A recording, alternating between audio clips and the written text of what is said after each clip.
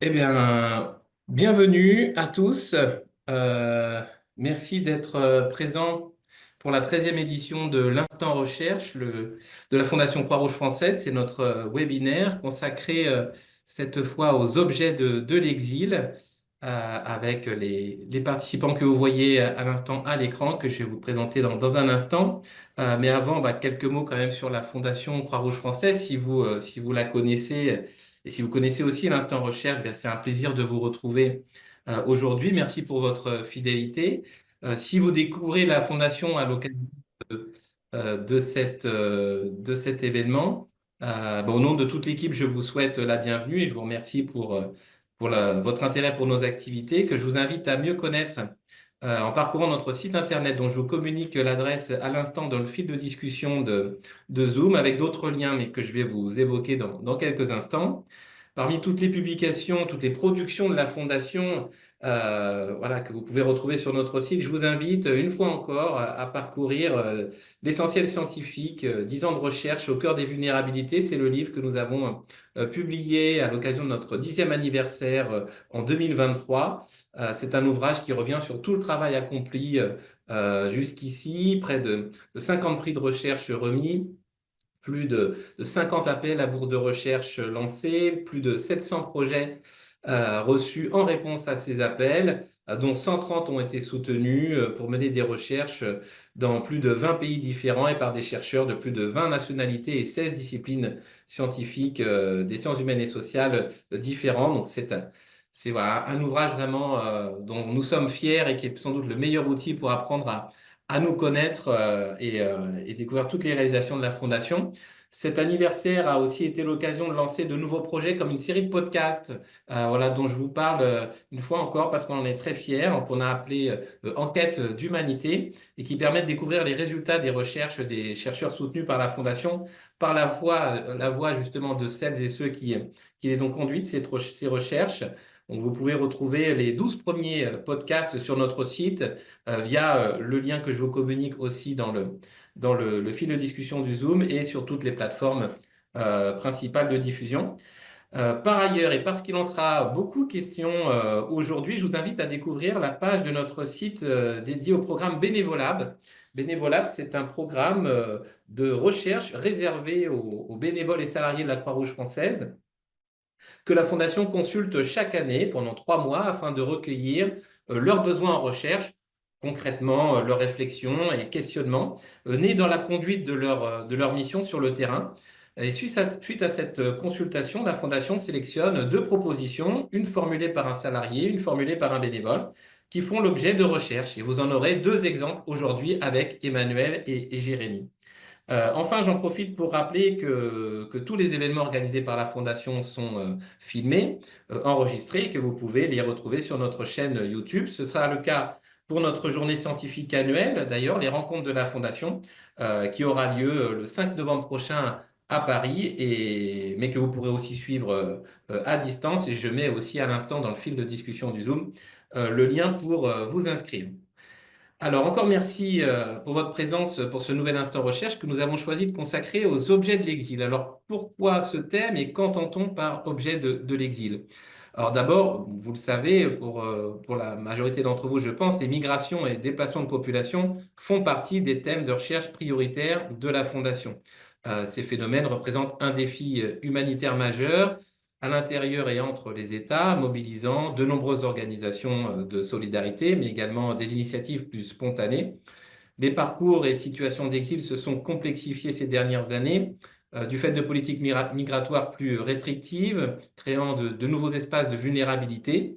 Et les sciences sociales se sont largement engagées pour mieux comprendre et documenter ces expériences, mais aussi les réponses publiques ou privées qui y sont apportées. Et la Fondation Croix-Rouge française soutient ces recherches, soutient ces chercheurs pour aborder divers aspects des réalités migratoires contemporaines, telles que les trajectoires de survie, la violence de l'expérience migratoire, la réponse aux besoins essentiels des exilés par les acteurs humanitaires, les trajectoires d'insertion, les modalités d'une installation durable dans la vie sociale et économique d'un territoire, Les espaces de la condition migrante, les situations d'encampement, notamment voilà, la multiplication, la pérennisation des camps, en majorité gérés par des organisations internationales ou des ONG. Nous étudions encore les nouvelles solidarités à l'attention des exilés, organisées ou spontanées, qui tentent de répondre aux besoins primaires tels que se mettre à l'abri, se nourrir, se loger, que les conditions d'exil et d'accueil ne permettent pas toujours de satisfaire pleinement. Et enfin, plus largement, la Fondation soutient la recherche sur les expériences de l'exil, des situations de précarité économique, administrative, sociale, émotionnelle, qui ne font que s'aggraver dans le contexte de non-accueil, quand l'attente, l'incertitude du lendemain et l'urgence de se nourrir, se loger, se mettre en sécurité se prolongent. Et récemment, une chercheuse et un chercheur, soutenus par la Fondation, ont terminé leurs recherches qui ont tous deux apporté un angle jusqu'ici inexploré par la Fondation sur ce thème. Ces recherches ont porté, chacune à leur façon, sur les objets de la migration, offrant par là des clés de compréhension pertinentes de l'expérience de l'exil. En effet, l'exil ne se limite pas à un simple déplacement géographique, il implique un transport de signification, d'identité, de mémoire et de pratiques inscrites dans des objets matériels. Et ces objets, souvent discrets ou ordinaires, deviennent des témoins essentiels de l'expérience migratoire. Sociologues, anthropologues et archéologues s'accordent à voir dans ces artefacts des marqueurs concrets, des liens qui unissent ces individus à leur histoire, leur culture et leur environnement d'accueil. Dans cette perspective, l'objet de l'exil est à la fois trace du passé, outil de reconstruction identitaire et support d'une mémoire vive, souvent tiraillée entre ici et ailleurs. L'objet de l'exil est donc pour les sciences sociales une porte d'entrée vers une compréhension fine, incarnée et plus politique des réalités migratoires contemporaines. Voilà pourquoi la 13e édition de l'Instant Recherche de la Fondation Croix-Rouge française réunit aujourd'hui deux chercheuses et un chercheur qui proposent de partir des objets de la migration pour appréhender la condition des sujets en exil. Et je vous présente maintenant nos invités que je remercie d'avoir accepté de participer à cet événement. Alors, Emmanuelle Durand, vous êtes anthropologue, chercheuse postdoctorante à l'EHESS, l'École des hautes études en sciences sociales. Vous enseignez également à l'École nationale supérieure d'architecture de Versailles. Votre thèse de doctorat intitulée Des vies en fripe est une étude des circulations du vêtement usagé au Liban et retrace les trajectoires sociales du vêtement en articulant les notions de circulation, de valeur et de souillure. Plus largement, vos travaux portent sur les matérialités politiques, les filières marchandes et les infrastructures logistiques que vous explorez à partir des matériaux de rebut dans une démarche à la fois ethnographique, photographique, filmique et sonore. Et cette mobilisation d'une pluralité d'outils d'enquête et de supports de diffusion est aussi pour vous une façon d'interroger les formes de dialogue possibles entre démarches anthropologiques et gestes créatifs. Un point commun avec un de nos autres invités, Jérémy, on en parlera tout à l'heure. Donc, avec le soutien de la Fondation Croix-Rouge française, vous avez conduit en 2023 une recherche intitulée Fripe, forme de représentation de soi et imaginaire vestimentaire, pratique et emploi du vêtement en situation de précarité. Souvent négligées par les sciences sociales, ces pratiques vestimentaires révèlent pourtant beaucoup sur l'histoire, l'identité et le parcours des migrants, et aussi à travers des entretiens à Paris, mais aussi à Montpellier, des observations et la participation même à des ateliers créatifs, et en tant que bénévole aux activités de la Croix-Rouge française à Paris, vous avez exploré comment textiles et vêtements deviennent des marqueurs symboliques puissants entre mémoire, engagement et réinvention. Parmi vos récentes publications, je citerai votre article du don vestimentaire au gisement des déchets politiques et pratiques de rejet textile, paru en 2025, en juillet 2025, dans le Journal des anthropologues, et votre ouvrage L'envers des fripes, les vêtements dans les plis de la mondialisation, paru l'an passé chez Premier Parallèle. Merci d'être avec nous aujourd'hui, Emmanuel. Jérémy Grojnowski, vous êtes maître de conférence en études cinématographiques à l'Université Paris-Nanterre. Vos recherches se situent au croisement de l'anthropologie visuelle, de l'anthropologie du faire et des techniques, ainsi que de la sociologie de l'innovation. À travers la réalisation de films ethnographiques, vous vous intéressez à des alternatives technologiques allant des contre-cultures numériques aux pratiques low-tech. Votre thèse consacrée aux paysans autoconstructeurs a donné lieu à un film, Jour d'après, au pluriel, diffusé dans plusieurs festivals nationaux et internationaux. Avec le soutien de la Fondation Croix-Rouge française, vous avez conduit en 2024 une recherche intitulée Autonomie technique et émancipation psychosociale. Conduite en France, cette recherche s'inscrit dans la continuité de vos précédents travaux en questionnant la portée émancipatrice de l'activité de réparation. Précisément, à travers l'expérience du Repair Lab humanitaire itinérant que vous nous présenterez tout à l'heure, c'est un dispositif mis en place par la Croix-Rouge française pour aider les personnes exilées en transit à réparer elles-mêmes leurs effets personnels. Vous avez étudié comment l'accompagnement vers plus d'autonomie technique est susceptible de constituer un levier d'émancipation psychosociale pour les exilés. Et parmi vos récentes publications, je citerai notamment votre article Une expérimentation low-tech de l'autonomie énergétique et alimentaire, paru en 2021 dans la revue Éco-Rêve. Et bien sûr, je recommande votre documentaire Jour d'après, réalisé en 2020. Enfin, Alexandra Galitzine-Lumpé, merci d'être là. Vous êtes anthropologue, membre du CESMA, le Centre d'études en sciences sociales sur les mondes africains, américains et asiatiques.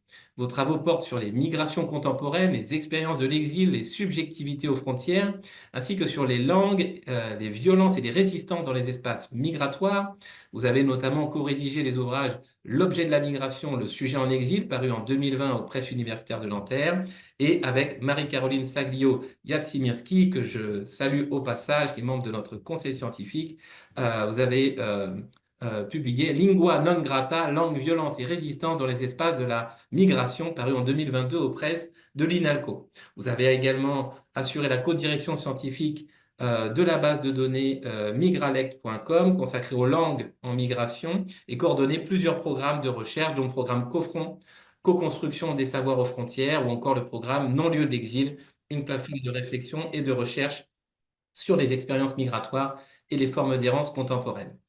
Donc, merci encore d'avoir accepté notre invitation. Avant d'ouvrir la table ronde, je rappelle au public que si vous ne pouvez pas vous adresser oralement aux intervenants, vous pouvez leur poser des questions et faire des commentaires dans l'espace de discussion de Zoom. Colline Thierry, notre chargé de projet scientifique de la Fondation, fera une synthèse afin de les communiquer aux intervenants durant les dernières minutes de l'événement qui suivront la table ronde. Alors, nous allons commencer tout de suite notre échange. Alexandra, je vous adresse la parole en premier. Voilà, une première question pour vous. Je le disais à l'instant, vos travaux en anthropologie portent notamment sur les expériences de l'exil, les violences et les résistances dans les espaces migratoires que vous essayez de saisir et de comprendre à travers les objets. Alors, pour reprendre le titre d'un de vos ouvrages que je citais tout à l'heure, je dirais que vous étudiez le sujet dans l'exil à partir ou par le prisme des objets de la migration. Un point de vue original, mais qui peut intriguer. Pourquoi avoir choisi cet angle de vue? Pourquoi, au fond, prendre un chemin détourné et se décentrer pour comprendre un sujet en passant par l'objet? Merci beaucoup, Vincent. Bonjour à tout le monde, que je ne vois pas, mais que je vois nombreux, enfin que je vois le numéro. Merci de m'avoir invité. Je suis ravie d'entendre également mes collègues. Alors, je vais un tout petit peu reprendre ce que vous venez de dire, hein. En fait, en vérité, oui, j'aborde les subjectivités dans l'exil. Plus que les politiques, ce qui m'intéresse, c'est les effets des politiques sur les personnes, sur ce qu'on appelle des sujets en anthropologie. Donc la façon dont ils vont parfois accepter et contraints, ou parfois résister, ou avec parfois dans des situations de précarité ou de détresse, des infra-résistances, comment chacun et chacune va réagir aux contraintes qui sont imposées par les politiques migratoires. Et donc, comme vous avez cité plusieurs de mes ouvrages enfin, que j'ai co-dirigés récemment, je ne m'intéresse pas qu'aux objets, je m'intéresse à l'ensemble des subjectivités et à l'ensemble à moins qu'on puisse dire que la langue est aussi un objet, ce que disent des psychologues, hein, que les mots peuvent être des dons comme des objets et que le choix des mots est également à une certaine forme de matérialité. Je m'intéresse à toutes ces subjectivités.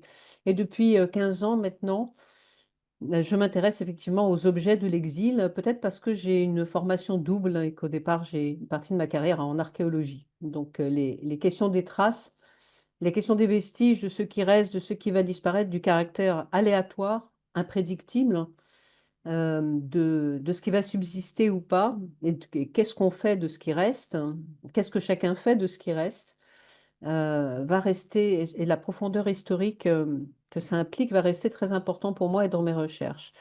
Alors, je voudrais, vous avez employé les mots, les termes différents d'exil ou d'exilés, de migrants ou de migration. Pour moi, il y a une différence fondamentale quand même. La migration, il me semble, enfin, de la façon dont je le travaille, reste dans l'espace, hein. C'est un déplacement d'un point à un autre. Il applique une temporalité évidente, mais pas seulement. Mais vraiment, il reste, si seulement, en fait, il reste dans le déplacement et dans l'espace, alors que l'exil a une temporalité et une historicité plus longue et plus large. Et je suis persuadée qu'on peut hériter de l'exil, bien plus qu'on hérite de la migration. On vous assigne à hériter de la migration, mais il me semble, en tout cas, dans les travaux que j'ai pu mener, qu'on hérite plus facilement d'un sentiment d'exil, d'un sentiment éventuellement de déracinement, d'un sentiment éventuellement de discontinuité. Et que c'est pour ça que les objets de l'exil permettent d'aborder des temporalités plus longues que les seuls objets de la migration. Et les objets de la migration, je les trouve dans les campements, je discute avec des personnes qui vivent dans ces campements, ou que ce soit à Calais ou ailleurs, alors que les objets de l'exil, je peux les retrouver dans des personnes, dans les diasporas, dans les personnes issues de l'immigration, etc. Et voilà, donc j'emploie pas les mêmes termes. Mhm. Alors la question des objets, c'est aussi une question intéressante puisque il y a beaucoup de façons de travailler les objets de l'exil, soit l'objet lui-même, ce qu'il peut signifier pour chaque personne, ou les objets autour d'une personne, ces objets propres à cette personne, mais il y a aussi un système d'objets. Et là, on rentre dans une espèce de culture matérielle, d'un système matériel des objets de la migration ou de l'exil. C'est-à-dire que on peut évidemment étudier, il faut étudier, à mon avis, chaque objet séparément, mais aussi importante est le système qui va les mettre en relation, comme on peut le voir par exemple dans un musée, qui est un des destins de ces objets de l'exil possible, quand ce n'est pas le rebut ou la déchetterie, c'est parfois le musée, c'est les intérieurs des domiciles. Donc, je crois qu'il y a là plusieurs niveaux entrecroisés de l'expérience possible et les objets ils font partie, enfin, la meilleure définition de l'exil que je connaisse, c'est celle du grand penseur palestinien américain Edward Said. Et Edward Said parle de l'exil et du sentiment de cette expérience de l'exil comme elle est vécue par les personnes exilées en disant qu'il s'agit d'une vie simultanée euh, et qu'il y ait d'une discontinuité dans l'être, comme il l'écrit très bien dans ses récits sur l'exil. Et l'objet est un support assez parfait d'une certaine façon, comme la langue, hein. En tout cas, un support matériel de cette vie simultanée qui fait qu'à travers un objet, on peut aussi bien être présent au lieu où on se trouve, à l'espace où on se trouve, mais être aussi, comme vous le soulignez, renvoyé vers le passé, mise en relation avec la personne qui vous a, ou les circonstances qui vous ont amené à conserver cet objet, euh, mais aussi bien, on peut regretter un objet qui a été perdu, abandonné, volé sur les routes de la migration. Alors, Alexandra, quand on entend objet de la migration ou de l'exil, on pense tout de suite, entre autres, peut-être par des images aussi qui nous viennent en tête, aux papiers administratifs, au titre de séjour, attestation, certificats divers, aux bagages, aux sacs, encore aux couvertures, aux tentes, aux gilets de sauvetage, par exemple aussi. Mais votre champ d'observation ne se réduit absolument pas à ces objets-là, puisque, et vous le démontrez très bien, les objets prennent des sens et des fonctions différentes selon les contextes de la migration. Bref, puisque l'expérience de la migration transforme les objets et leurs usages, tout objet, finalement, peut être objet de la migration, d'exil, finalement, et devenir un objet d'étude pour vous. Vous m'aviez évoqué l'autre jour, en évoquant cet événement, un objet tout à fait particulier, mais je vous laisse peut-être nous en dire un petit peu plus. Je crois que merci. Je crois que ce qui est très intéressant dans les objets, dans l'étude des objets ou de la culture matérielle de l'exil, c'est que il me semble qu'il faut très vite faire une différence entre qui parle de ces objets et d'où on les étudie. Il y a vraiment un dedans et un dehors de l'expérience. Il y a vraiment les objets de la migration, dans la migration et exil, tels qu'ils sont utilisés par leurs usagers. Il y a ceux qui se trouvent face à eux, donc il y a vraiment un premier élément dehors, et puis au fur et à mesure qu'on s'éloigne, il y a ces objets qui deviennent emblématiques, qui vont représenter une situation de migration, une expérience de migration, le gilet de sauvetage, le nounours dans la boue près de la frontière, hein, etc. J'ai coordonné un programme de recherche qui s'appelait Migre-Objet et qui va étudier ces représentations d'objets dans l'espace médiatique. Et on voit bien comment réapparaissent certains objets et qui vont devenir, et qui vont d'une certaine façon exister, signifier en eux-mêmes, c'est-à-dire qu'ils n'ont plus besoin d'être attachés à des personnes particulières, on n'a plus besoin des sujets de la migration, les objets suffisent à les qualifier, à qualifier une situation. Je voudrais poser à l'assistance et à vous tous une question pour qu'on vous montrer à quel point ces objets sont imprédictibles. Et c'est bien une des caractéristiques pour moi de la culture matérielle de la migration, c'est d'être totalement à la fois cohérente. C'est vrai qu'il y a des sacs, il y a des tentes, il y a des gilets de sauvetage, et en même temps totalement hétéroclite et discontinu, puisque une partie va être volée, des smartphones vont être cassés, volés, confisqués, perdus, etc. Moi, j'avais été frappée, c'est dans un terrain que j'avais fait dans la vallée de la Roya, une bénévole m'avait posé cette question, m'avait dit, est-ce que tu sais pourquoi il y a des rasoirs Bic pour femmes roses dans les sacs des personnes en migration, des hommes en migration dans la vallée de la Roya? Et ben, je ne le savais pas. Je vous pose la question parce que j'ai trouvé on m'a expliqué la réponse. Mais Vous c'est, m'avez donné la réponse, donc mais je vous la laisse, je vous en reparlerai à la fin peut-être. on va demander à Emmanuel et Jérémy peut-être s'ils ont une idée. En tout cas, ce sont des rasoirs pour femmes, hein, les rasoirs Big Venus, ancien modèle, qui se trouvaient essentiellement dans les sacs à dos des hommes. Voilà. Je vous laisse l'énigme d'un des objets de la migration. Pas d'idée? Jérémy, Emmanuel, non? Bon. Alexandra, donc ça servait à ouvrir les portes dans les trains, c'est ça? Ah, ça y est, ben oui, mais vous le dites déjà. Non, non. J'aurais aimé qu'on l'aille jusqu'au bout. C'est pas Bon, du tout. Ça servait peut-être à se raser. ouais, On prend soin de soi dans les situations de migration, mais c'est pas le rasoir, la tête de rasoir, c'est le manche. c'est C'est le le manche manche. qui s'emboîtait exactement dans le pen des trains qui allait vers Menton, Garavant et Nice, et donc qui permettait d'ouvrir les locaux des trains et de s'y cacher. Mhm, Et si je pose la question maintenant, c'est que ça ne marche plus. Les systèmes de train italiens, français en l'occurrence, l'ont compris, et donc les portes ont été changées. Mais mhm, le bout octogonal rentrait parfaitement, permettait d'ouvrir comme un passe-partout.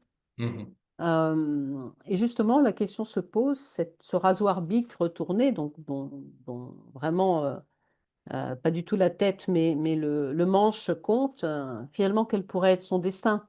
Il y a aussi quelque chose de totalement imprédictible, alors dans l'usage, d'une part, mais aussi dans le devenir ou dans ce qu'on appelle très couramment la biographie de cet objet, puisqu'il peut devenir aussi bien, demain, je l'espère, un objet de musée que finir dans une déchetterie, que être gardé parmi d'autres par quelqu'un qui a, ou peut-être pas d'ailleurs, peut-être qu'il est tout à fait insignifiant, mais peut-être qu'il va être regardé par certaines des personnes qui sont passées par là, comme un souvenir ou comme oui, un objet mémoire d'une expérience particulière. Et donc, on a plusieurs niveaux, et c'est ça qui est intéressant en tout cas d'analyses possibles qui vont lier très intimement, et je crois que c'est une grande qualité entre autres, de l'étude de la culture matérielle, l'intime et le politique. Et permettre de penser ensemble vraiment très clairement l'intime, le politique, la continuité, la discontinuité, la transmission éventuelle.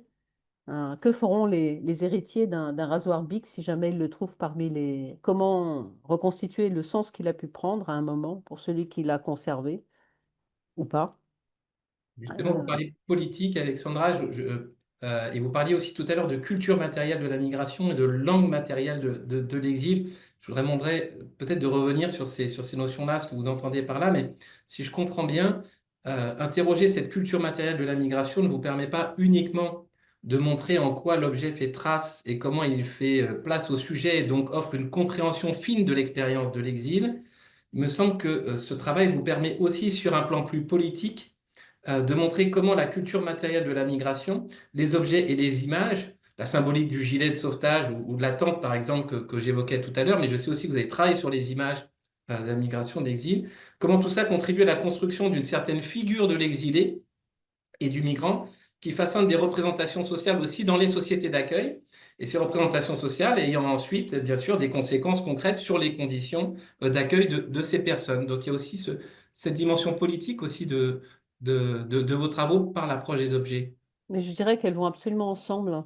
Mhm. Et qu'une des façons d'ailleurs de lutter contre les représentations politiques et médiatiques surtout qui vont se construire autour de la figure du migrant ou de l'exilé, souvent du migrant d'ailleurs, c'est bien de réaffirmer et de retravailler les subjectivités et l'expérience de l'exil, leurs effets, ce que les gens eux-mêmes qui le vivent, l'exil ou d'autres formes de vulnérabilité ou de détresse, qu'est-ce que les gens en disent eux-mêmes? Comment, ou n'en disent pas, ou parfois ça se révèle. J'ai regardé quand même un extrait de votre documentaire, Jérémy. Je crois que c'est absolument clair qu'on voit apparaître, on voit effleurer exactement tout ce qui à la fois dit le politique et le retourne en restituant sa part sensible et subjective. Et je pense que c'est une façon de travailler le politique que de ramener ça. Vraiment de les lier très, très serrés. La différence entre la langue matérielle enfin, la culture matérielle de la migration, c'est vraiment les objets, le système d'objets tels qu'on les étudie de l'extérieur. Nous tous qui n'avons pas eu l'expérience ou qui ne nous mettrons jamais tout à fait à la place des autres et qui n'en avons pas, enfin, en tout cas, je parle pour moi, qui n'en est pas le souhait. Alors que la langue matérielle de l'exil, c'est vraiment la façon dont les objets sont vécus. Ça, c'est pour reprendre les grands travaux de Baudrillard, de Jean Baudrillard. Donc, la façon dont les objets sont vécus par les personnes elles-mêmes et donc parlés dans les différentes langues et donc rapporter et raconter. Je crois que la différence fondamentalement, c'est où on se situe. On parle de la même chose, mais on ne se situe pas à la même place. Merci Alexandra. Mais je vous propose avant de revenir vers vous tout à l'heure, d'entendre Jérémy Grojnowski, qui va nous parler de sa recherche conduite en 2024 avec le soutien de la Fondation Croix-Rouge française sur le Reaper Lab humanitaire itinérant. Alors Jérémy, merci d'être avec nous. Parlez-nous d'abord de ce dispositif de la Croix-Rouge française. Voilà, en quoi consiste-t-il? Donnez-nous un petit peu à comprendre ce dispositif tout à fait innovant. Tout d'abord, bonjour, bonjour Vincent, bonjour à toutes et tous. Merci beaucoup pour cette invitation. Donc, le Repair Lab est un dispositif d'action sociale de la Croix-Rouge française lié au Programme national migration et qui a été donc créé en 2023 à Montpellier sous la coordination de Louise Brosset. C'est un atelier de réparation mobile qui aide des personnes en situation d'exil et plus largement de grande précarité à réparer leurs objets du quotidien, donc des objets souvent essentiels et qui sont très souvent en mauvais état, difficiles à entretenir. Euh, une particularité du dispositif du Repair Lab, donc du Repair Lab humanitaire itinérant, et en plus d'aider à la réparation de ces objets, c'est aussi d'encourager ces bénéficiaires à participer eux-mêmes aux réparations, donc à être coacteurs de la réparation de cette activité. Une autre particularité, c'est que le Repair Lab mobilise, transpose le modèle du Repair Café, c'est-à-dire des ateliers de réparation ouverts au grand public dans le domaine de l'humanitaire. Donc on pourra peut-être reparler de cet aspect-là.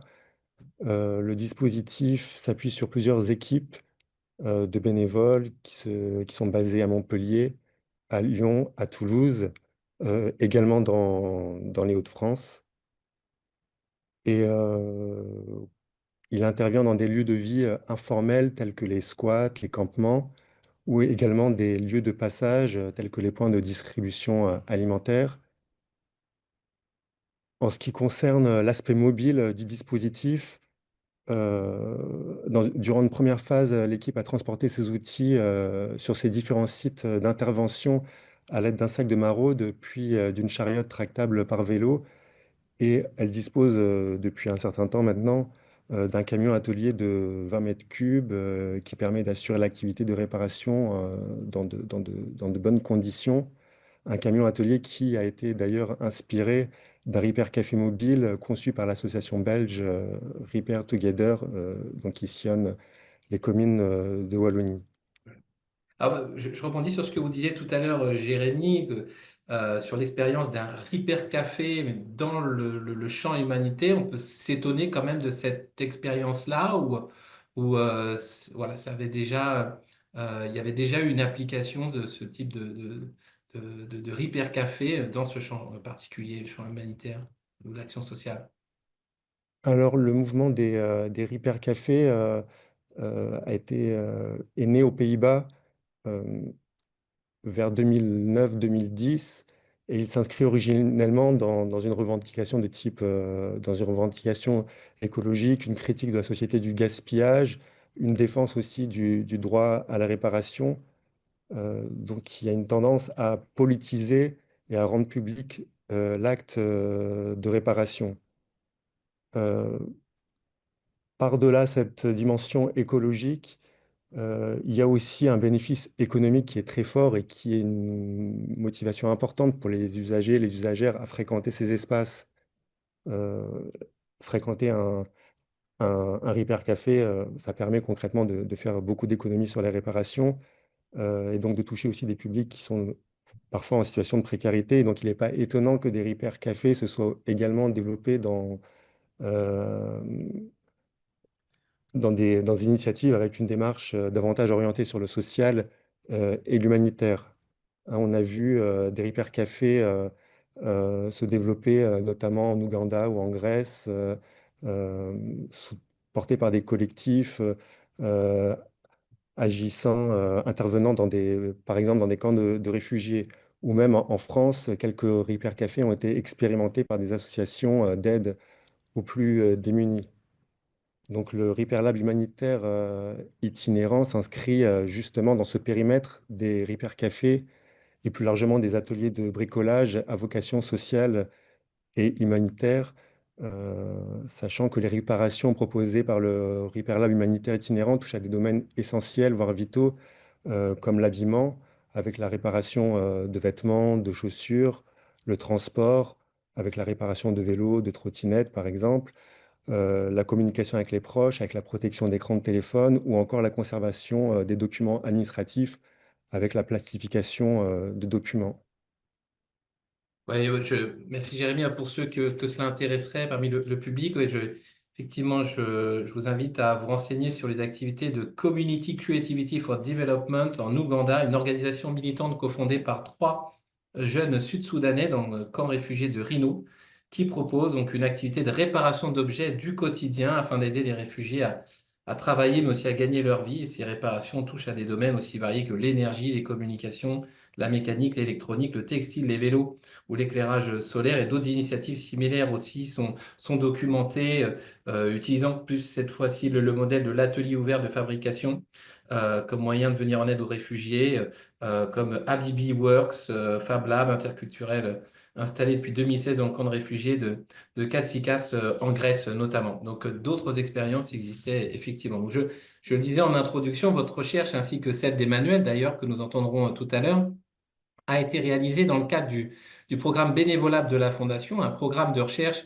réservé aux bénévoles et salariés de la Croix-Rouge française que la Fondation donc, consulte chaque année afin de recueillir leurs besoins en recherche, leurs réflexions, leurs questionnements, nés dans la conduite de leur mission sur le terrain. Et en 2023, la Fondation a sélectionné une proposition euh, formulée par Louise Brosset, donc la responsable du Repair Lab humanitaire itinérant, que la Fondation communiqua ensuite via un appel à bourse de recherche dont vous fûtes le lauréat, Jérémy. Alors justement, quel était l'objectif de votre recherche et quel était l'intérêt de la Croix-Rouge française et que vous-même y voyez? Donc cette recherche s'intitule Autonomie technique et émancipation psychosociale. C'est une recherche action conduite en collaboration avec l'équipe du Repair Lab. Et cette recherche a été orientée par l'objectif d'accompagner le dispositif dans son développement et de l'aider à définir, à réfléchir à ses futures orientations. L'idée était de questionner la portée psychosociale de l'activité de réparation en tant que levier d'action humanitaire.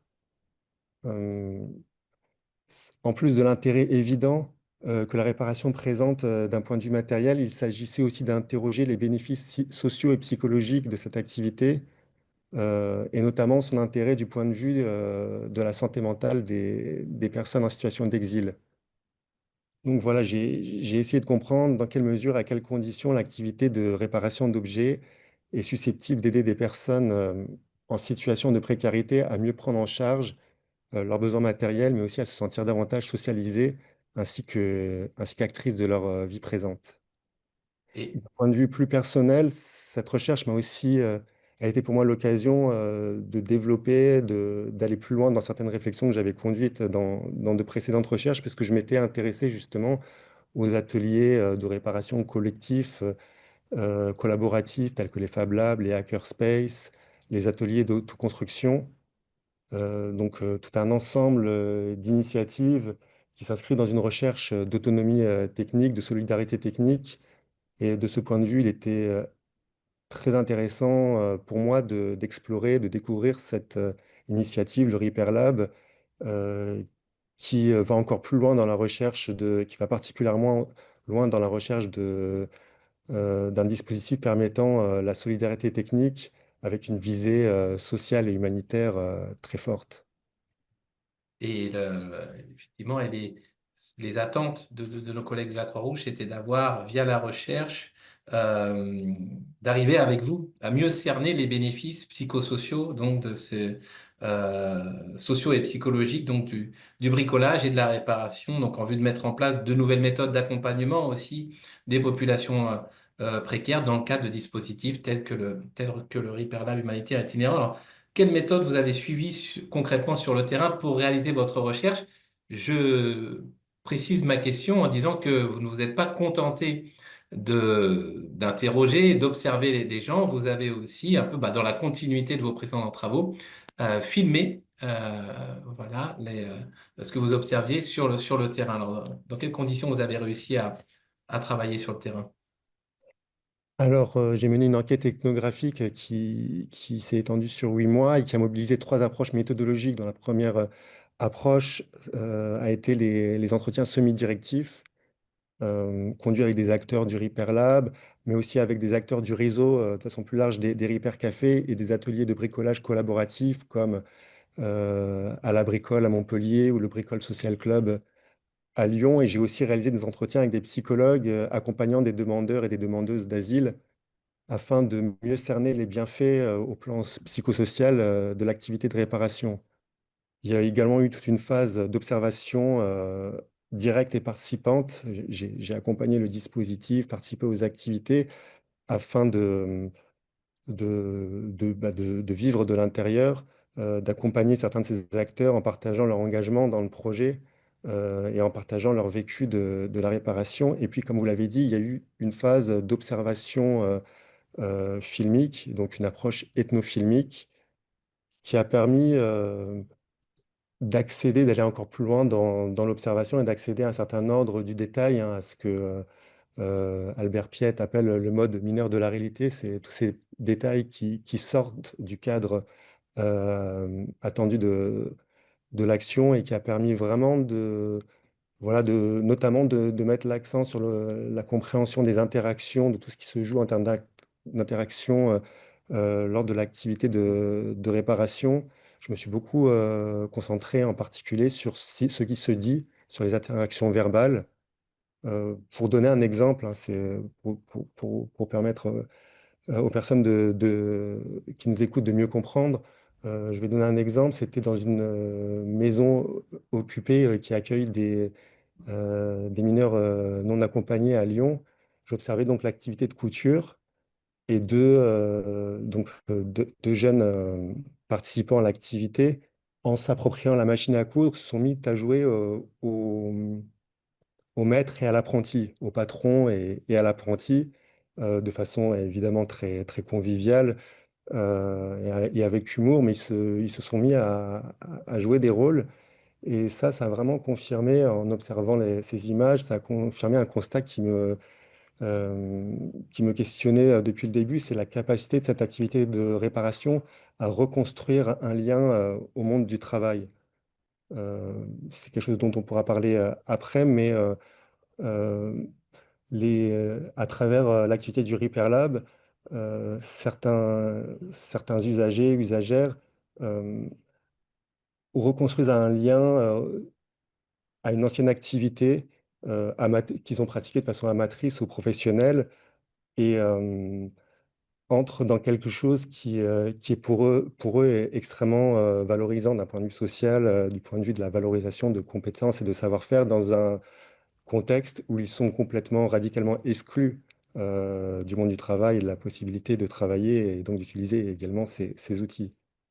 C'était voilà, le prochain point que je voulais évoquer avec eux, parce que vous appréhendez l'activité de réparation menée dans le cadre du Repair Lab humanitaire itinérant sous trois angles. Et le premier angle que vous qualifiez de socio-technique se rapporte, je vous cite, à l'aide matérielle et sociale dispensée par le dispositif à des populations en situation de grande précarité et d'exclusion.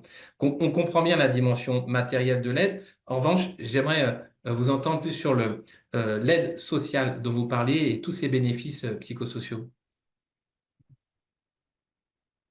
Donc oui, le Repair Lab humanitaire itinérant est un espace technique dédié à la refonctionnalisation des objets, à leur remise en état, mais il construit aussi un espace de socialisation marqué par des échanges très riches.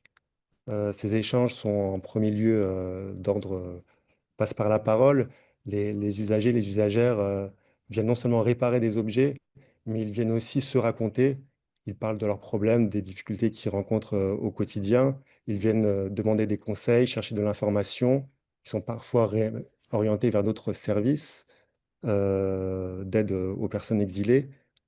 C'est aussi une communication non verbale qui se joue autour du faire, de l'acte de réparer, de l'activité de réparation dans un contexte où il n'est pas toujours évident de communiquer parce que les langues parlées les langues des exilés sont nombreuses et ils ne parlent pas toujours très bien français. Donc il y a aussi une communication non verbale qui se joue à travers l'activité.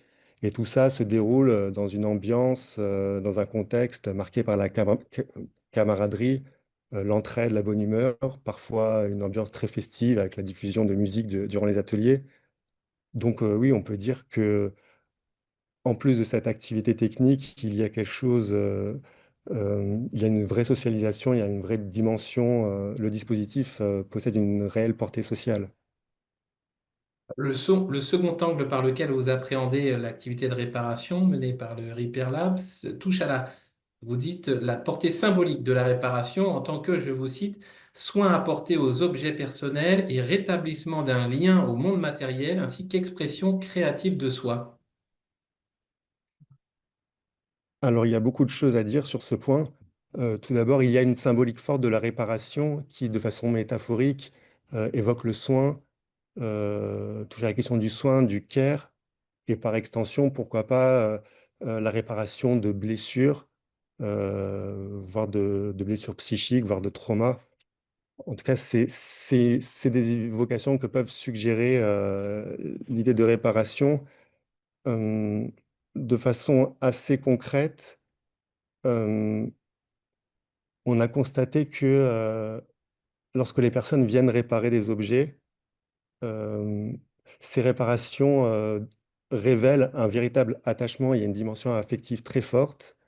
Il y a parfois des objets qui sont réparés et qui ont été, qui ont accompagné leur propriétaire durant une bonne partie de leur parcours d'exil. Ça peut être des objets très simples, hein, comme une cafetière, ça peut être des lunettes, une montre, un tapis de prière. Donc, ces objets acquièrent pour les sujets qui les possèdent une véritable. Ce sont des objets biographiques, ce sont des objets affectifs euh, qui deviennent des véritables compagnons au quotidien et le fait de les réparer, bah, ça a une valeur. Il y a quelque chose d'émotionnel, il y a quelque chose d'assez fort qui se joue derrière ces réparations. Euh, j'ai constaté aussi que même les outils euh, peuvent déclencher quelque chose d'assez fort au niveau émotionnel. Alors tout d'abord, il y a un plaisir de manipuler ces outils. C'est par exemple le rythme insufflé par par la machine à coudre, mais c'est aussi tous les souvenirs que ces outils peuvent évoquer en, en rattachant, en créant un lien avec une vie passée. Par exemple, lorsqu'on a pratiqué le métier de tailleur, qui était en plus, pour certaines personnes, un métier pratiqué dans un cadre familial. Euh, donc voilà, la réparation, euh, comment dire, ces outils contribuent en un certain sens à tisser un lien entre le présent suspendu de l'exil et la densité d'un passé riche en attachement. Il y a un troisième aspect qui est assez intéressant, c'est toute la créativité qui se joue autour de la réparation. On a vu, on voit certains usagers qui, en plus de réparer des objets, viennent les modifier, les transformer, les customiser. Ça va être par exemple des shorts, des jeans transformés en shorts ou des accessoires customisés, qu'il s'agisse d'un bonnet ou d'un sac. Et c'est assez intéressant parce que cette customisation, cette personnalisation des objets devient un moyen d'affirmer une forme euh, de liberté, de se donner un style, euh, une identité singulière dans un contexte euh, marqué par un statut administratif aliénant qui est celui, par exemple, du demandeur d'asile ou du mineur non accompagné. Euh, et dans un contexte également où le vêtement est souvent le marqueur visible de cette situation aliénante. Donc, cette créativité est assez euh, intéressante de ce point de vue. Merci. Je pense que c'est une observation qui intéressera beaucoup Emmanuel, qu'on entendra dans un instant. Enfin, le troisième angle que vous avez adopté dans votre recherche concerne la capacité des ateliers de réparation à stimuler, je cite, l'agentivité, c'est-à-dire la capacité d'action et de résolution de problèmes chez les publics accompagnés. Vous l'aviez un petit peu évoqué tout à l'heure avec le rapport au travail. Alors, la réparation, l'activité de réparation euh, m'a semblé particulièrement intéressante dans un contexte où les personnes, les usagers, les usagères de l'activité, du service, se trouvent dans des situations d'attente, d'incertitude liées à beaucoup de choses, et notamment aux procédures administratives. Elles sont parfois marquées par des traumas, des traumatismes importants. Euh, une psychologue clinicienne que j'ai rencontrée dans le cadre de cette recherche euh, m'a dit qu'un des symptômes de ces traumatismes, c'est en particulier la perte, la difficulté à se concentrer, la perte d'attention. Et à l'inverse, l'activité de réparation, justement, mobilise de façon assez forte, par toute la précision, la minutie qu'elle demande. Cette activité de réparation mobilise des capacités attentionnelles. Euh, Elle réancre dans le présent en demandant, par l'attention portée aux choses, le soin porté aux choses, aux objets réparés, en train d'être réparés.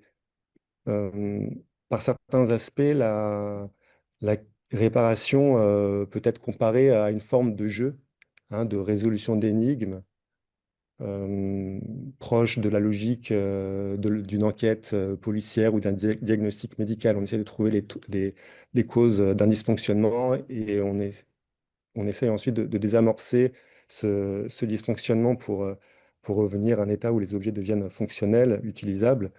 Euh, et cet état d'esprit assez particulier, je l'ai qualifié d'optimisme solutionniste, hein.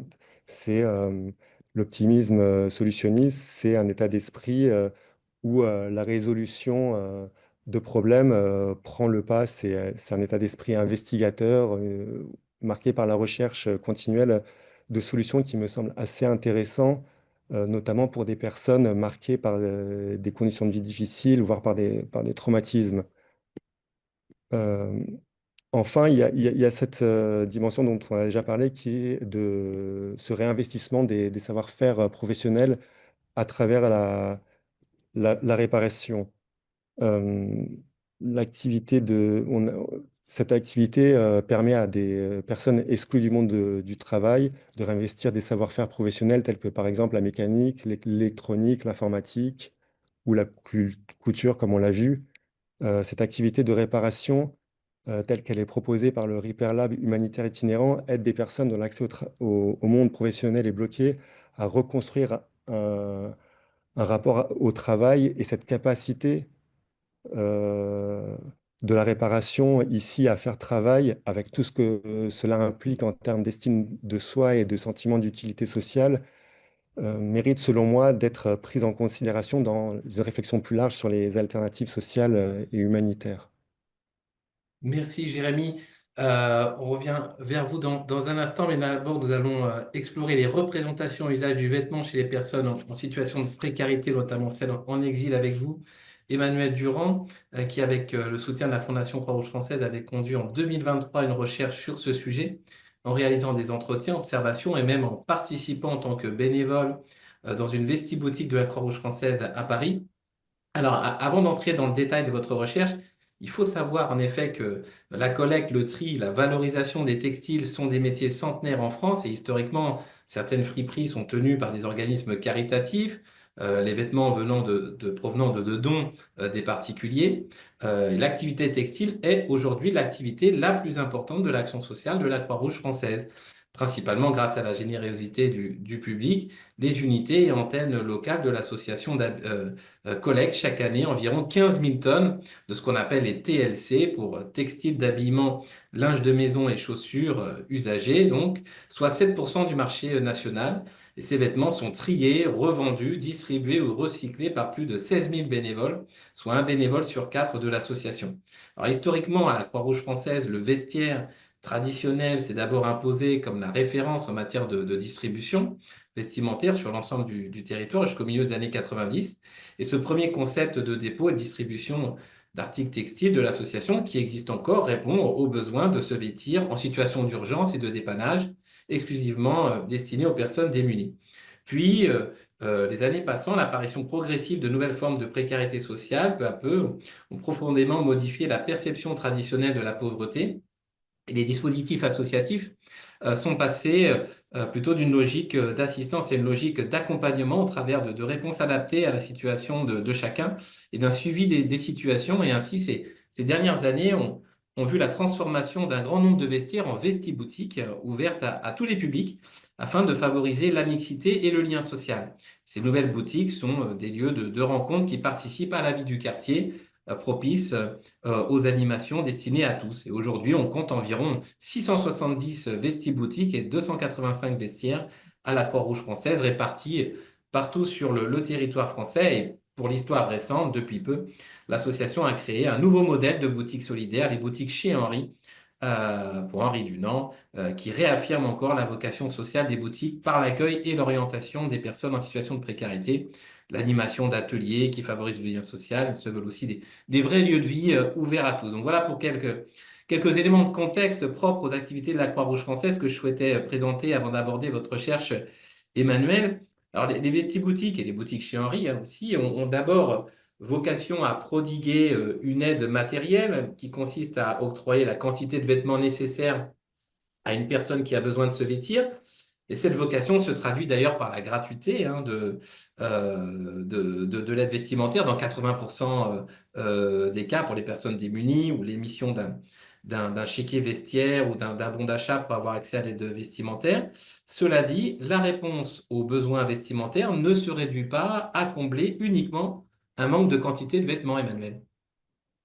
Oui, bonjour à toutes et tous et merci aussi à la Fondation pour son invitation. Alors c'est très frustrant parce que j'aimerais beaucoup répondre et interagir directement avec Jérémy sur ces résultats parce qu'en fait c'est la première fois qu'on a l'occasion d'en parler. Donc bon, peut-être qu'on aura l'occasion dans la discussion. Donc je vais essayer de rester focalisée et d'oublier en partie ce qui vient d'être dit, mais je me permets quand même un petit pas de côté avant de répondre à cette question. C'est que j'aimerais revenir un peu brièvement sur l'historique que vous venez de dresser, Vincent, pour justement préciser qu'en fait, ces activités textiles sont très largement centenaires, puisqu'en fait, bah, on en trouve la trace dès le 19e siècle, hein, avec la figure du chiffonnier, pour lesquels, en fait, le rebut textile était déjà considéré comme une subvention matérielle destinée à lutter contre la pauvreté.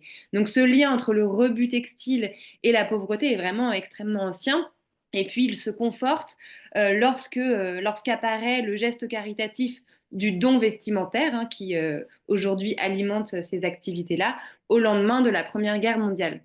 Et puis ce que montre aussi, et je trouve ça très intéressant de faire un rappel sur cette micro-histoire un peu à l'échelle des activités textiles de la Croix-Rouge, c'est qu'en fait on voit qu'il y a une évolution des pratiques sociales et puis des représentations symboliques, hein, autour du vêtement usagé. Parce qu'avec le vestiaire, qui est la première activité de la Croix-Rouge française, ben, le vêtement d'occasion, il est associé à l'urgence, à la pauvreté. Avec la vestiboutique, ensuite, ça s'ouvre, ça s'élargit un peu plus à des formes justement plus élargie de précarité. Et puis, avec le nouveau dispositif des boutiques chez Henri, eh ben, cette utilité sociale de l'achat d'occasion, elle vient s'arrimer à d'autres convictions, notamment des convictions d'ordre écologique qui sont relativement récentes. Donc, c'est intéressant de voir comment la micro-histoire de la Croix-Rouge vient affecter en fait toute la grande histoire du textile. Donc, pour en revenir désormais à la question initiale, en effet, la réponse qui est apportée par les acteurs de l'aide humanitaire et sociale aux besoins vestimentaires, cette réponse, elle ne doit pas s'arrêter à à la seule fonction matérielle du vêtement, savoir se tenir chaud, se vêtir, etc. Mais elle doit venir répondre et, si possible, combler, enfin, du moins satisfaire le plus possible les attentes sociales et symboliques des personnes accompagnées. Et ces attentes, en fait, elles sont justement étroitement chevillées au goût, aux pratiques, aux usages et aux désirs. Donc c'est tout un tas de choses qu'il faut prendre en compte lorsqu'on met en œuvre une aide vestimentaire. Donc l'aide vestimentaire, elle suppose de prendre en considération finalement les représentations sociales et symboliques, voire identitaires, on le verra, hein, de l'objet vêtement, qui constitue, on l'a un peu évoqué au début, hein, à travers la question plus large des objets, le vêtement constitue un marqueur social extrêmement fort et une matérialité politique qui, comme le disait Alexandra plus tôt, est vraiment située à la croisée de l'intime et du social et plus largement du coup du politique. Et à ce titre, il me semble important d'avoir plusieurs données en tête, à savoir que les activités textiles de la Croix-Rouge, elles sont majoritairement fréquentées par des populations féminines à 70%, 77%. Alors ça, c'est des chiffres que je ressors d'une étude de la Croix-Rouge hein, qui a été menée en 2018, qui ne relève pas de mon enquête précisément. Et puis, pour l'aide vestimentaire, c'est 23% de population migrante. Donc on voit qu'il y a deux types de populations qui ressortent vraiment. Et l'autre donnée qui ressort là plutôt de mon enquête, mais en l'occurrence, j'ai pas de chiffres parce que c'est pas mon approche d'enquête, mais les vestiboutiques et les vestiaires, elles sont portées par des équipes bénévoles, comme les activités pardon, de la Croix-Rouge. Mais dans le cas des activités textiles, en tout cas celles que moi j'ai observées en région parisienne et un petit peu à Montpellier pour la vestiboutique, pas le Repair Lab, c'est la plupart du temps des bénévoles qui sont des femmes retraitées. Donc voilà, il y a une question aussi de génération. J'y reviendrai parce que c'est un élément, il me semble, important. Et donc, pour ces équipes bénévoles, eh ben, ce n'est pas toujours facile de comprendre les pratiques et les imaginaires vestimentaires de populations en situation d'exil qui, en l'occurrence, se trouvent souvent être des jeunes hommes. Donc, Oui. juste pour terminer, ça suppose finalement de sortir d'une vision ethnocentrée pour justement être attentif à ce que produit finalement l'expérience du déracinement sur le sentiment d'attachement aux enjeux vestimentaires. Tout à fait, et c'est justement pour participer à la réflexion sur les représentations et usages du vêtement chez les personnes en situation d'exil et la nécessité d'intégrer les enjeux interculturels pour mieux adapter les activités textiles de la Croix-Rouge française que Nicolas Delorme, un bénévole et salarié d'ailleurs de l'association, a participé lui aussi au programme Bénévolable dont je parlais tout à l'heure de la Fondation pour proposer qu'une recherche soit conduite sur ce sujet. Et la Fondation a sélectionné sa proposition avant de la communiquer via un appel à bourse de recherche dont vous fûtes la lauréate, Emmanuelle. Alors, rappelez-nous, quel était l'objectif de votre recherche et quel était l'intérêt que Nicolas, mais à travers lui, la Croix-Rouge française et vous-même y voyez? Oui, alors comme pour Jérémy, hein, c'est une enquête qui s'inscrivait dans une démarche de recherche-action où il s'agissait justement de faire en sorte que les résultats de l'enquête soient utiles et bénéfiques vraiment en termes pragmatiques hein, aux équipes bénévoles. Donc en partant de leurs questionnements, en étant à leur écoute aussi de leurs préoccupations tout le long de l'enquête, donc durant l'année qu'a tenu l'enquête et en même temps en faisant en sorte de ne pas s'y restreindre. Et je m'explique sur ce point parce que pour moi, il a été très important de me défaire tout en restant évidemment attaché à ce postulat de départ formulé par Nicolas notamment, mais d'élargir le postulat de départ qui était en fait relatif finalement au seul référentiel culturel qui pouvait être susceptible d'affecter l'adéquation de l'aide vestimentaire Et en effet, l'enquête ethnographique, hein, par sa démarche empirique, a permis de rendre compte de pratiques et d'imaginaires vestimentaires qui se forgent pardon, à plusieurs échelles, évidemment à l'échelle culturelle, mais aussi à l'échelle intime, à l'échelle communautaire, à l'échelle générationnelle, j'en parlais un peu, ce qui a finalement progressivement amené les bénévoles aussi à finalement diversifier leur questionnement et leur appréhension de leurs pratiques. Et puis, il s'agissait pour moi, au-delà de cette recherche-action, donc d'articuler finalement cette utilité sociale de cette enquête à un intérêt scientifique aussi, hein, parce qu'on est dans un contexte académique où, d'une part, la question des pratiques matérielles, notamment les pratiques vestimentaires, reste un impensé au sein des études migratoires, même si ça évolue et il y a des travaux pionniers, hein, évidemment, mais voilà, on est assez peu à travailler là-dessus.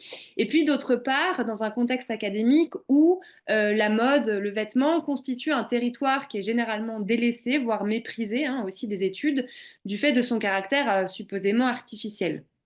Pourtant, en fait, on se rend compte que justement le pouvoir agissant et puis la dimension signifiante extrêmement forte du vêtement, ça venait finalement souligner l'intérêt de considérer ces pratiques vestimentaires comme des lieux en fait vraiment privilégiés d'observation pour justement saisir les formes de présentation de soi, de représentation de soi des personnes en situation de précarité et d'exil.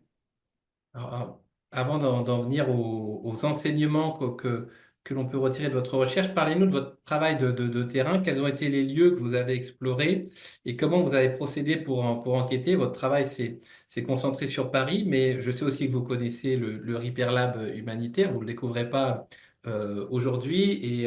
Et voilà, vous avez aussi étudié un atelier couture aussi qui ne dépendait pas de la Croix-Rouge française à Paris.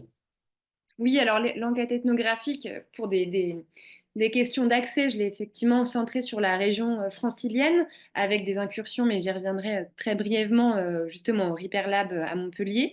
Et au sein de la région francilienne, j'ai vraiment déployé sur différents espaces, à la fois les vestiaires, les vestiboutiques de la Croix-Rouge. Et là aussi, comme là un peu, je vais aller vite là-dessus parce que là, Jérémy l'a un peu évoqué sur le dispositif d'enquête, qui est un dispositif d'enquête en fait relativement classique en anthropologie, hein. C'est-à-dire que voilà, pour mener cette ethnographie de façon régulière et intensive, j'ai mobilisé voilà, l'observation participante, à la fois l'échange informel, hein, la discussion tout simplement, et parfois plus formel sur le mode de l'entretien. Et puis finalement, en me mettant aussi dans le rôle d'un bénévole, d'une bénévole du vestiaire ou des vestiboutiques et plus, euh, plus rarement du Repair Lab, j'ai pu du coup m'immerger sur le temps long, notamment au sein d'une vestiboutique et d'un vestiaire dans le 9e arrondissement à Paris, qui est un espace situé entre la gare du Nord, les gares du Nord et les gares de l'Est, donc un endroit très fréquenté par les populations auxquelles l'enquête s'intéressait. Et donc, en fait, cette approche un peu multisite m'a permis à la fois de varier les postes d'observation et donc de combiner aussi plusieurs points d'attention relatifs, par exemple, à la diversité des publics accueillis, à la relation des bénévoles avec les publics, à la quantité et à la qualité des dons vestimentaires, qui n'était pas une question qui était formulée par la fondation au départ, mais moi qui m'a semblé crucial en fait parce qu'il y avait une situation de crise aussi là-dessus. Et puis aussi de réfléchir aux politiques d'achalandage et de mise en scène des boutiques parce que ça venait aussi plus largement questionner l'enquête. Et puis en fait, il me semblait important de faire sortir l'enquête des activités de la Croix-Rouge parce que finalement, il fallait associer les personnes aussi qui étaient éloignées de ces dispositifs-là de la Croix-Rouge pour comprendre justement pourquoi elles en étaient éloignées, pourquoi elles ne les sollicitaient pas, pourquoi elles ne se rendaient pas au vestiaire, pourquoi elles n'allaient pas au vestiboutique, etc. Enfin, je ne vais pas déployer sur tous les dispositifs, mais ça me semblait en fait important d'avoir contact avec ces personnes. Et donc c'est pour ça que j'ai mis en place une série d'ateliers créatifs au sein donc, notamment de l'atelier Bakita dans le 18e arrondissement à Paris, qui est en fait un atelier de couture de femmes sans papier, travailleuses du sexe. Donc c'est sur cette question de la réparation de la couture où j'ai quelques nuances à apporter, même si pas mal de choses qui ont été observées par Jérémy Voilà, je les ai aussi observés, mais voilà, je nuancerai un petit peu le lien entre réparation sociale et matérielle. Et puis un autre atelier créatif auprès de mineurs non accompagnés qui sont pris en charge par le dispositif d'insertion socio-professionnelle du Val-de-Marne à Ivry-sur-Seine. Donc en fait, j'ai mis en place différents ateliers à la fois autour de la photo et à la fois autour de la broderie, où en fait il s'agissait que à la fois ces personnes s'emparent d'une pratique, qu'elles apprennent la pratique, et que ce soit aussi une manière pour elles de formuler en fait leurs désirs, leurs goûts, leurs usages de l'espace pour justement se vêtir, etc. Voilà, pour un peu mieux comprendre le rapport affectif, intime, collectif et culturel aux vêtements. C'était une manière pour moi, ces ateliers créatifs, donc à la fois voilà, d'être dans une démarche aussi pour le dire un peu vite, de don contre don pour l'enquête, voilà, de transmettre quelque chose, qu'ils repartent de l'atelier avec quelque chose dont ils sont fiers, etc., qu'ils aient appris quelque chose. Une manière aussi de dépasser cette relation de l'entretien qui ne me convenait pas et qui ne convenait pas à ce type de relation d'enquête parce qu'on est sur des parcours extrêmement vulnérables, fragiles et voilà, avec des situations d'entretien qui sont plutôt de l'ordre de l'administratif. Donc, je voulais éviter ce biais-là. Et puis, en fait, le dispositif collectif créatif a vraiment permis des échanges entre cultures, justement, sur voilà, pourquoi telle et telle personne aime ce vêtement, etc. Donc, voilà comment j'ai fonctionné pour l'enquête. Alors, bien sûr, en résumé, est-ce que vous pouvez nous dresser les principaux enseignements que l'on peut tirer de votre recherche et notamment de cette cartographie et cette géographie que vous avez dressée, francilienne, des usages et des lieux d'approvisionnement des vêtements qui est très intéressant. Oui, alors je vais essayer de résumer ça assez succinctement. Bah, il y a un premier enseignement qui me semble important, c'est qu'on est sur des pratiques vestimentaires qui amènent à se défaire en fait d'une lecture binaire qui est généralement apposée et qui pouvait être apposée par certains bénévoles d'ailleurs, qui opposaient justement des pratiques qui seraient issues d'un là-bas, ce pays d'origine, et d'autres qui évolueraient dans l'ici, à la fois le pays d'accueil, mais aussi les pays traversés lors du parcours migratoire. En réalité, on observe qu'il y a un entremêlement et puis un arbitrage qui est permanent, qui est quotidien entre des vêtements dits traditionnels et des vêtements, par exemple, de marque qui appartiennent à une culture globalisée, à une esthétique valorisée aussi à l'échelle mondiale. Ça amène à un deuxième enseignement, c'est que cette combinaison entre ces différentes sortes de vêtements, elle n'apparaît pas en fait avec le parcours migratoire, elle le précède au contraire. C'est-à-dire qu'en fait, il y a déjà ces différentes couches d'utilisation des vêtements. Ce qui évolue, et c'est un enseignement finalement assez facile, ce qui évolue avec la migration, c'est les espaces de consommation et d'approvisionnement qui évoluent pour identifier dans le contexte d'accueil des lieux justement où trouver à s'habiller pour continuer d'être soi et ainsi renvoyer une image favorable, connue, familière, rassurante aux proches qui sont aussi restés au pays. Ça, c'est beaucoup revenu aussi dans l'enquête. Et puis, ça nous amène au résultat de cette géographie un peu qu'a pu dresser l'enquête. C'est que finalement, lorsqu'on met sur une carte tous les lieux mentionnés par les femmes et les hommes avec lesquels s'est faite l'enquête, il en ressort une géographie extrêmement fragmentée, faite d'une grande diversité d'espaces. Pour vous en citer quelques-uns à l'échelle de la région francilienne, il va y avoir la porte de Clignancourt, le marché de Saint-Denis, Châtelet et les Champs-Élysées, par exemple. Donc on voit qu'on a un type d'espace extrêmement varié. Et en fait, on se rend ainsi compte qu'il s'agit d'une géographie, ça nous ramène à penser l'analyse, à ramener l'analyse du point de vue de l'intime, parce que finalement, chacun privilégie soit l'accès aux vraies marques, donc par exemple, va mentionner Châtelet et les Champs-Élysées en disant, moi, je vais vraiment dans le magasin de la marque, ou d'autres vont mobiliser plutôt, enfin, vont privilégier l'accès au bas coût, donc à la seconde main, voire, et c'était souvent le cas, à la contrefaçon, aussi qui était intéressante de ce point de vue-là. Et un dernier point, c'est que cette subjectivité finalement du rapport aux espaces marchands, elle nous amène à comprendre qu'il y a des logiques de priorisation dans les pratiques vestimentaires qui, encore une fois, relèvent foncièrement de l'intime et non finalement du culturel. C'est que certains vont opter, par exemple, pour des vêtements qui ne se salissent pas vite, au détriment en fait de leur goût et de leur désir. Par exemple en termes de couleur et de matière. Et ça a été un enseignement extrêmement important, notamment pour les activités du vestiaire. c'est qu'on a beau avoir, les bénévoles ont beau avoir une attention très forte pour mettre en avant et être à l'écoute des désirs et des goûts des personnes accueillies.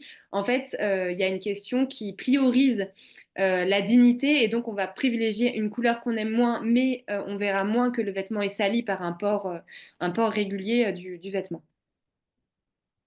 Alors, merci.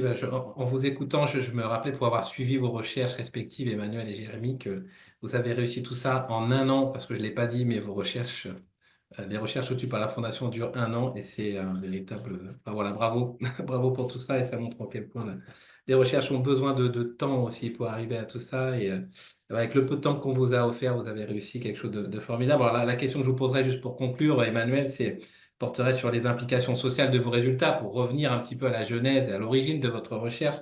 Voilà en quoi votre recherche pourrait peut-elle aider concrètement les bénévoles de la Croix-Rouge française qui agissent dans les vestiboutiques, les vestiaires, à mieux répondre aux besoins vestimentaires de personnes en situation de précarité et ou d'exil, donc qui ne partagent pas forcément la culture ou le même code. Ben, comme je le disais un peu tout à l'heure, je pense que la recherche, elle a permis, comme voilà, j'étais en lien hebdomadaire avec les équipes bénévoles durant l'enquête, finalement petit à petit de venir complexifier en fait la lecture de ces cadres de l'expérience vestimentaire pour comprendre en fait qu'il ne s'agit pas seulement d'enjeux culturels, mais voilà, d'enjeux intimes, d'enjeux aussi d'enjeux collectifs et d'enjeux générationnels. Il y a eu un, une des grosses questions de l'enquête, c'était la question autour des vêtements de marque notamment et du rapport à la contrefaçon ou aux vêtements ou à la vraie marque, etc. Donc c'est venu un peu complexifier les questions que pouvaient se poser les équipes bénévoles et du coup, en tout cas je l'espère, est venu en fait enrichir aussi la compréhension des attentes et des désirs qui sont relatifs aux vêtements pour faire en sorte justement que les acteurs de l'aide humanitaire et sociale puissent y répondre au mieux en étant attentifs à certains signaux donc, qui peuvent être culturels, évidemment, je ne nie pas ça, mais parce que par exemple, mais peut-être qu'on pourra y revenir dans la discussion, je ne vais pas m'étendre là-dessus, mais un des signaux culturels forts, c'est la représentation symbolique du vêtement d'occasion, qui en fait, par exemple, dans un contexte français, pour le dire extrêmement rapidement et un peu, enfin voilà, je tire un peu le trait, mais est de plus en plus valorisé, là où dans d'autres contextes culturels, au contraire, du fait des importations voilà, on en voit vraiment des rebuts, par exemple, en Afrique, mais pas que. Il y a des représentations culturelles qui sont relativement négatives, voire extrêmement péjoratives. Mais voilà, qu'il y a aussi des signaux qui sont générationnels et qu'il faut, il me semble que là, c'est peut-être un point, un chantier encore à mener auprès des équipes bénévoles des activités textiles pour essayer, et c'est compliqué, mais de faire dialoguer à la fois les cultures, mais à la fois les générations aussi, parce que c'est important d'être sur ces deux ponts. Merci Emmanuel. Alors Alexandra, je reviens vers vous. Que retenez-vous des recherches de Jérémy et d'Emmanuel?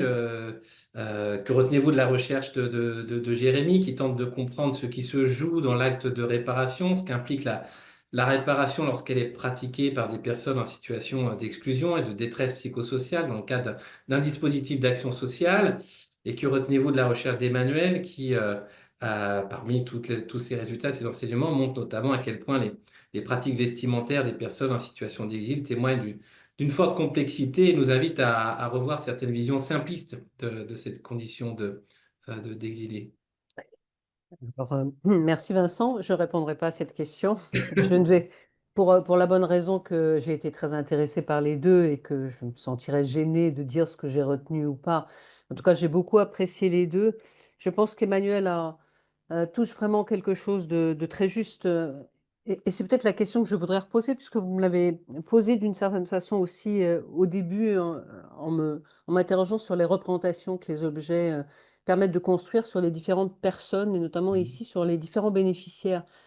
Et ce que disait Emmanuel sur la dimension générationnelle, qui est aussi très genrée, on le voit bien, sur les formes de représentation des vêtements et des marques. Alors, moi, j'ai tenu des vestiaires à titre bénévole, j'ai assisté à la distribution de vêtements, je sais que c'est extrêmement complexe et que s'y joue beaucoup de choses, mais aussi beaucoup de stratégies, vraiment au sens de Michel de Certeau, qui est un des concept qu'on utilise souvent, mais à raison, puisque comme cette stratégie de choisir les vêtements les moins salissants, les vêtements aussi qui ont le plus de poches. Moi, j'ai observé dans des campements des choix de parkas et de doudounes où on pouvait défaire le dos, la doublure du dos pour y glisser les documents qu'on voulait conserver.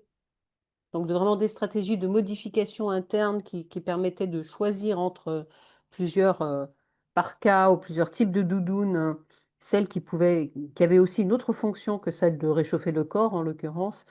Donc, je trouve et toutes je crois, alors de façon plus méthodologique, quelque chose qui est de l'ordre de ce que j'ai beaucoup apprécié dans les deux travaux, de la réflexivité, en fait. Qu'est-ce que ça propose en retour qu'une recherche pour les différentes équipes qui travaillent dans les vestiaires ou dans les repères cafés? Et du coup, ok.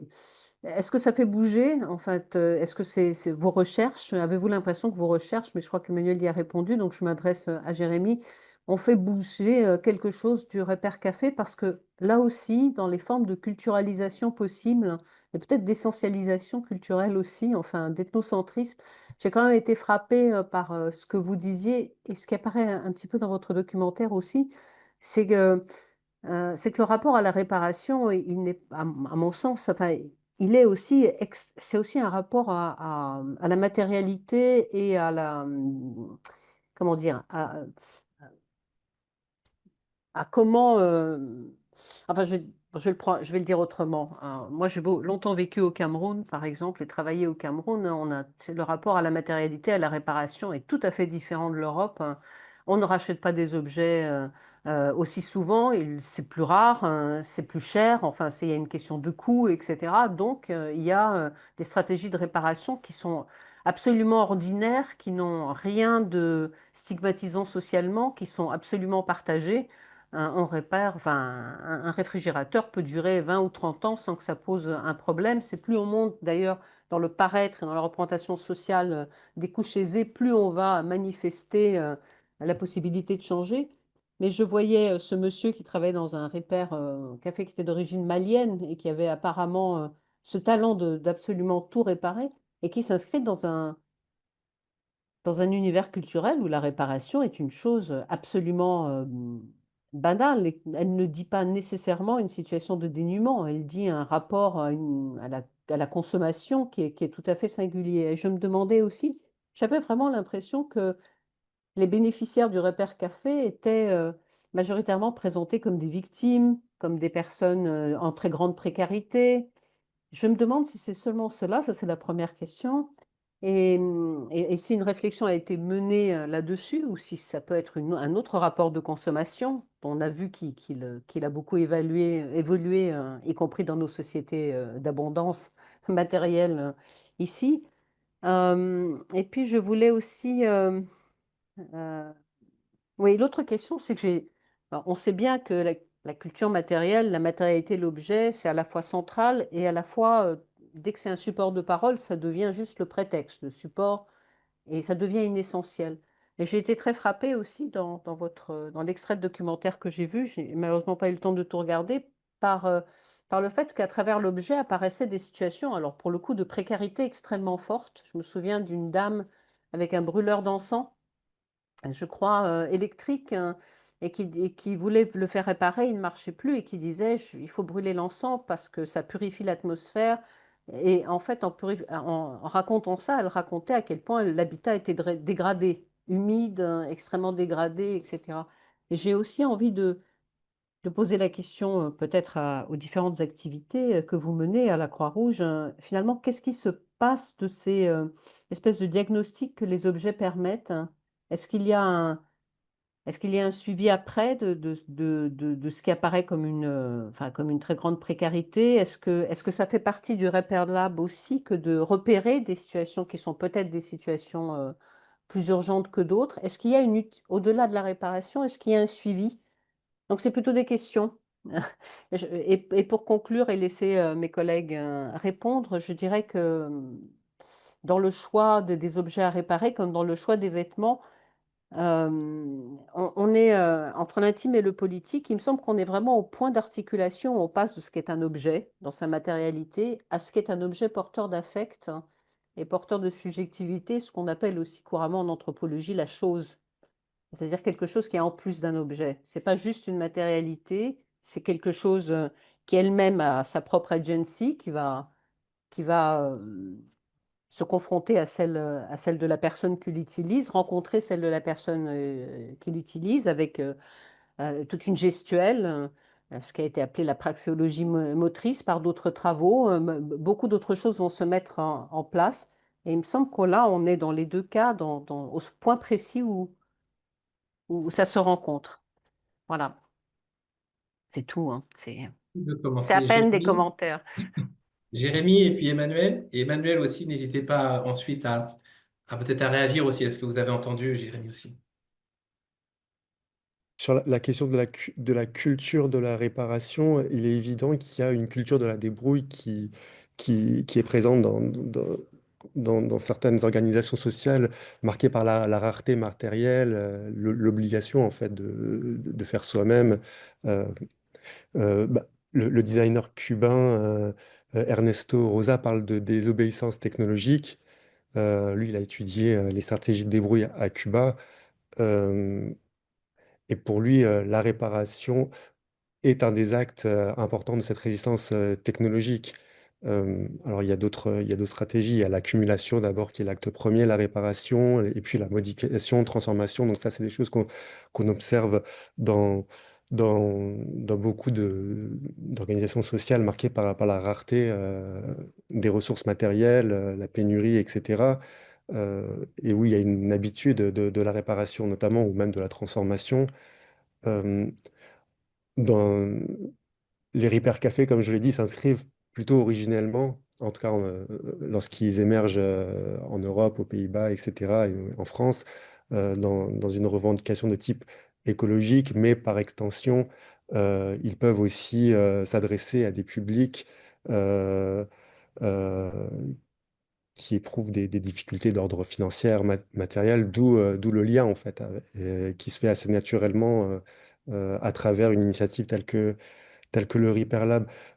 Sur la question des bénévoles, il y a peut-être une précision à apporter. Euh, les bénévoles du Repair Lab, euh,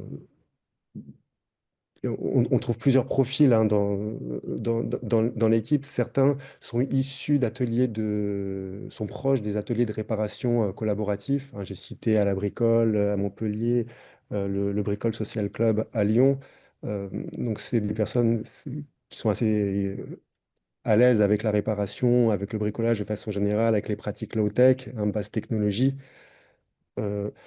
Euh, qui joue un rôle assez important, assez moteur dans l'activité du Repair Lab. Il y a d'autres personnes qui assurent un rôle davantage axé sur l'accueil, l'orientation, l'information. C'est ce que le Repair Lab appelle les facilitateurs ou les facilitatrices, qui sont peut-être un petit peu moins dans le bricolage, dans la réparation, mais plus dans le relationnel. Peut-être aussi une chose qu'on peut relever, et c'est peut-être à ça que vous faisiez référence, c'est que dans l'équipe du Repair Lab, il y a, mais c'est pas non plus fondamental, mais il y a des personnes qui sont elles-mêmes en situation d'exil.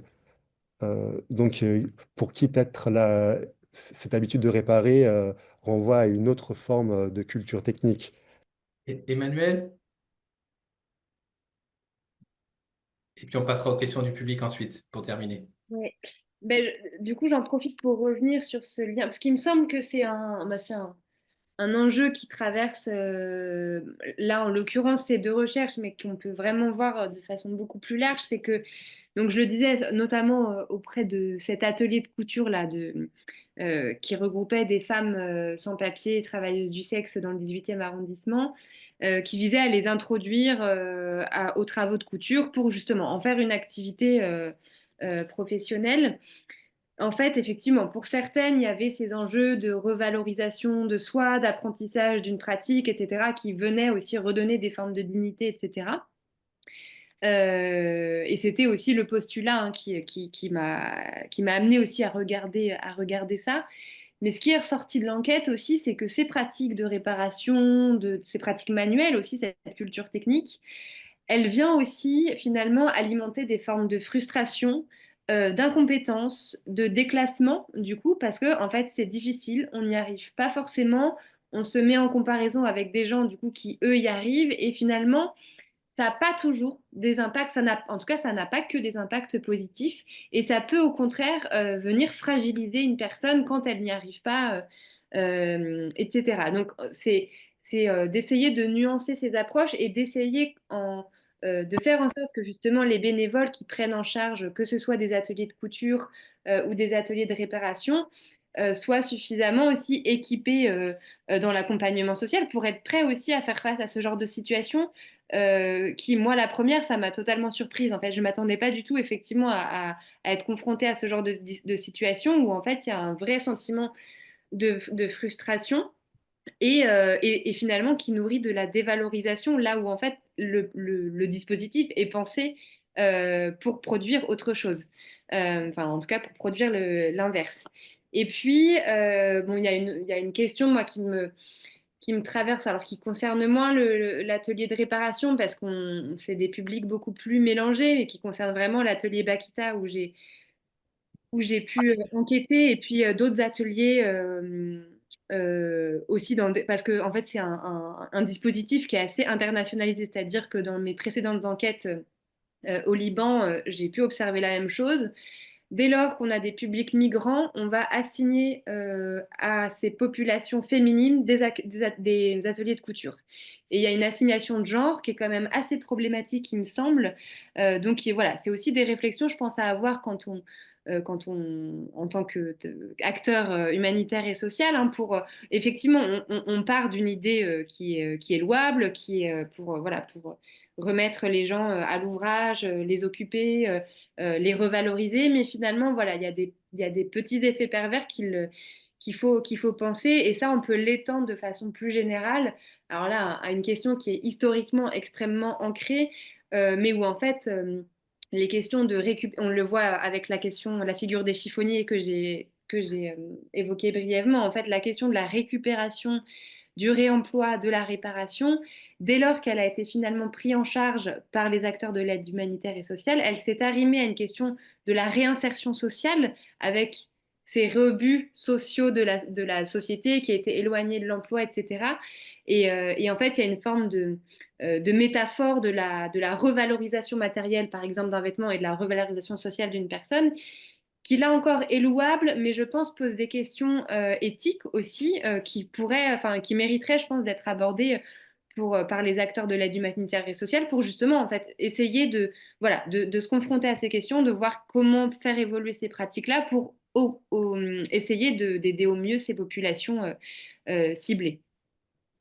On va malheureusement manquer un petit peu de temps, mais ça aurait été une question très importante à poursuivre. Je vais tout de suite passer la parole à ma collègue Colline Thierry, mais juste pour rebondir, je comprends tout à fait ce que vous dites, Emmanuel, par frustration et sentiment d'incompétence, parce que pour avoir participé juste le temps d'une après-midi au Repair Lab, en tant que bénévole éphémère sur le dispositif, je me suis senti très frustré et très incompétent, et heureusement, euh, des personnes qui étaient dans un centre d'hébergement d'urgence, ont pris en main tout le stand sur justement l'atelier couture, etc. Et j'ai beaucoup appris ce jour-là sur la réparation, moi qui ai deux mains gauches et je suis droitier. Donc je passe la parole à ma collègue Colline, donc qui va vous soumettre les quelques propositions de questions, voilà, qu'on a retirées du public avant de conclure ce webinaire. Oui.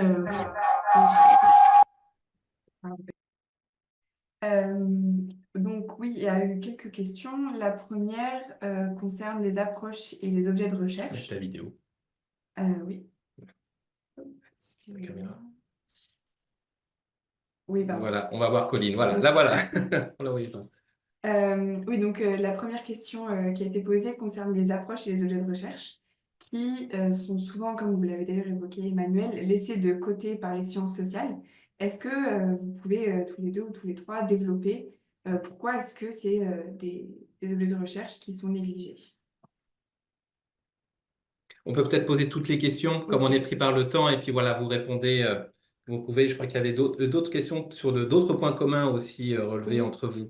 tout à fait. Il y avait aussi une question sur les méthodes et plus précisément le lien avec le film, puisque Jérémy, vous avez réalisé un film dans le cadre de votre recherche sur les Hyper Lab, mais Emmanuel, vous avez également réalisé un film documentaire tourné dans l'espace restreint de deux échoppes de vêtements usagés à Beyrouth. Euh, Comment expliquez-vous votre intérêt pour le film et est-ce que c'est lié à vos objets d'études, notamment les vêtements, la réparation? Euh, voilà. Ensuite, une troisième question, oui, qui concerne aussi ce rapport un peu plus matériel, mais aussi artistique. Euh,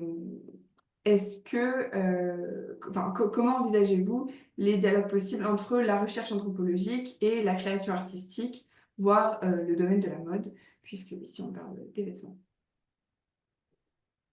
Moi, Merci. je voudrais réagir en une minute avant de passer la parole à mes collègues. Enfin, la culture matérielle n'est pas si marginale que ça. Elle l'a été à un moment dans l'étude des migrations parce que je pense qu'il y a eu d'autres urgences et que les politiques migratoires, enfin, que la question de l'urgence des migrations, la question de la crise de l'accueil, etc., ont fait que la recherche s'est portée d'abord sur la recomposition politique à partir de 2015 notamment. Les premières études sur la culture matérielle dans la migration, elles datent de 2008-2009 à ma connaissance.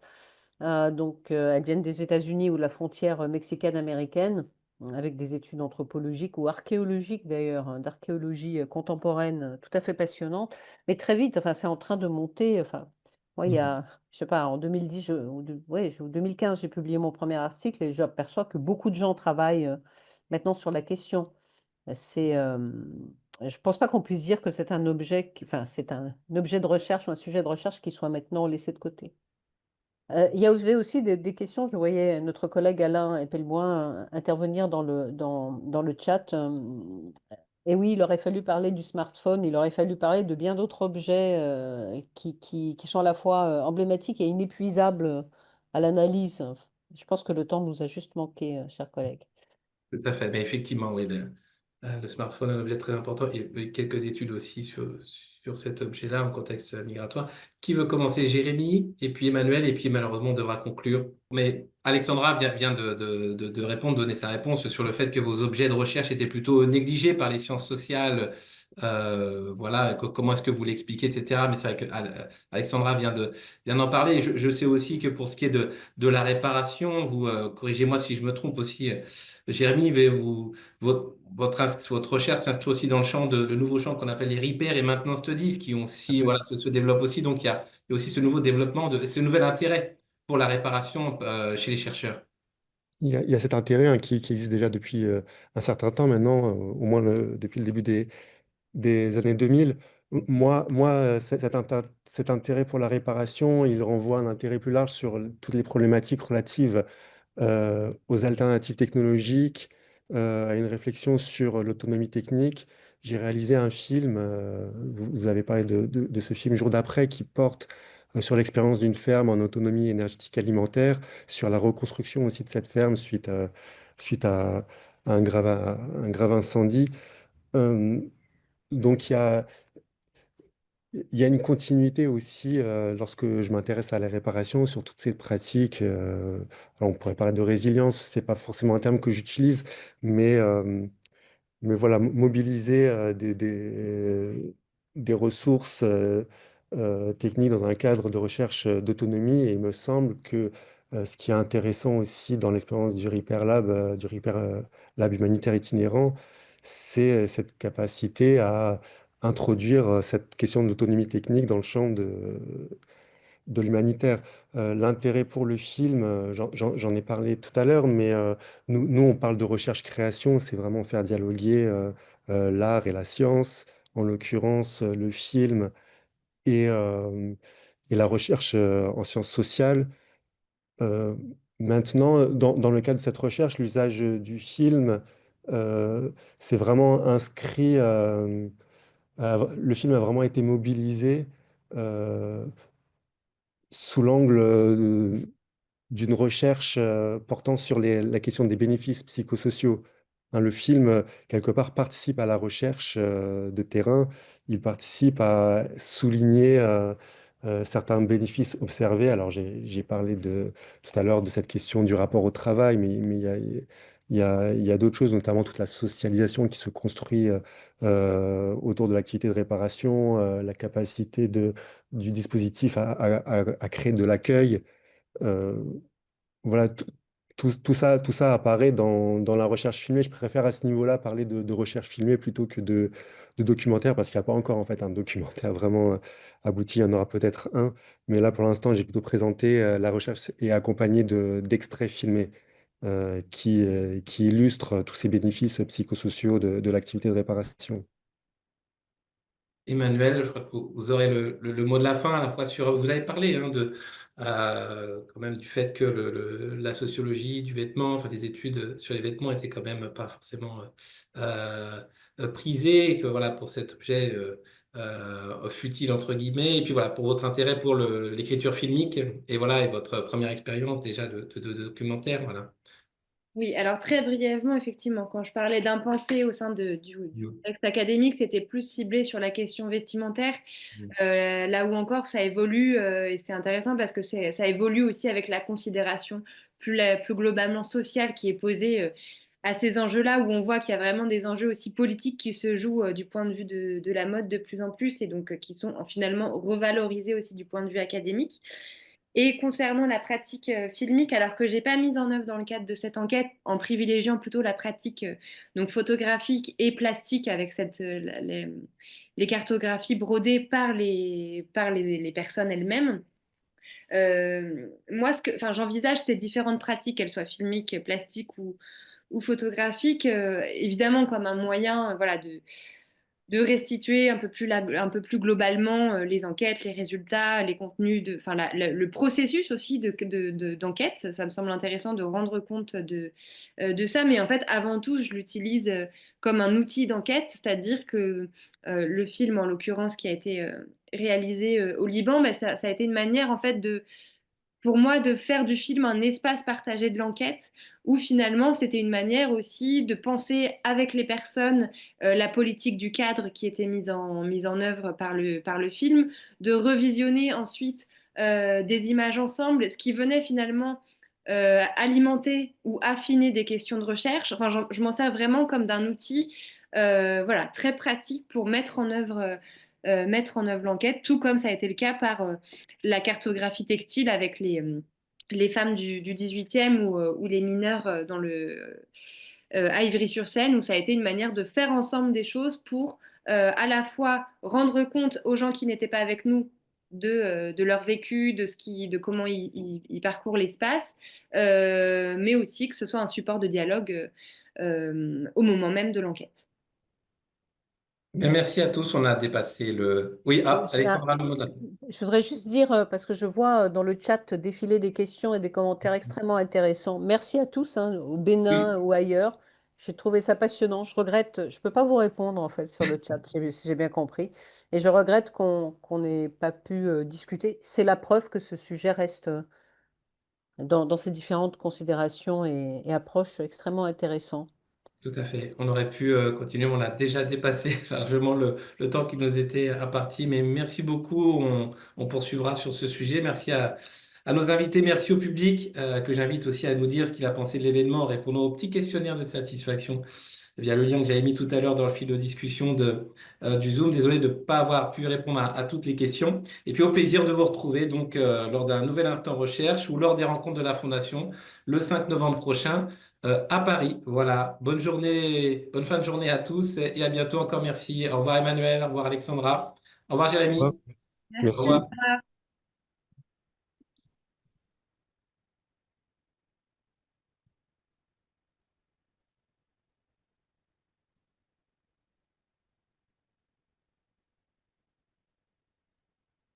Ah, Au revoir Jérémy. au revoir Vincent. Merci, à bientôt. À bientôt. Au revoir.